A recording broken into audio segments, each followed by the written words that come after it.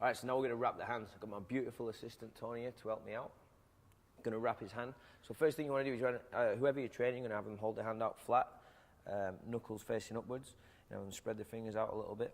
First thing, we're going to start off with the loop across the thumb. Then we're going to go away around the wrist 3 or 4 times. We're protecting the wrist here from any flexion like that and making sure all the joints and tendons in there are nice and solid. So once we've gone around the wrist, we're going to come across the back of the hand and then up towards the knuckles, then we're going to loop around the knuckles 1 time. What we're doing is just creating a base layer.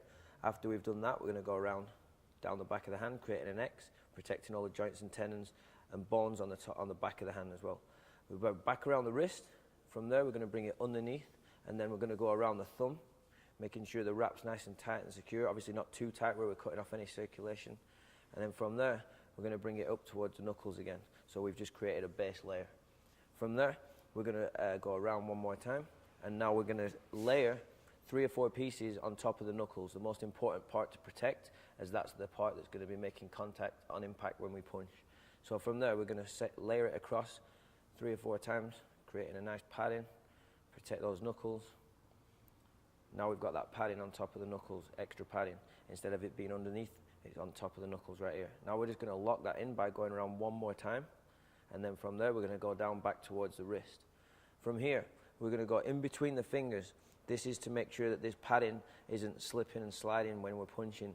Really important when we come between the fingers that we make the wrap real thin right there so we're not separating the knuckles. So just make sure when you're wrapping the hands, the wrap's not too tight where it's cutting off circulation, it's not too loose where the wrap's sliding around and not giving enough protection. Just recommend whilst you're wrapping the hand that you're asking the person you're wrapping how it feels, making sure it feels good for them. So we've gone through the fingers, we're going down, now we're going around, and we come back up through the fingers, keep it thin, back down towards the wrist, back up through the last one, keeping it thin, back down around the wrist.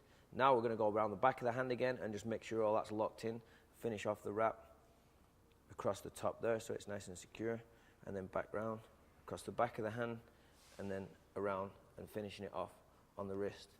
The wrap shouldn't be too tight to where it's cutting off any circulation. It should be snug. There shouldn't be anything too loose, nothing sliding around, nice and compact and secure, and then everything's ready for boxing.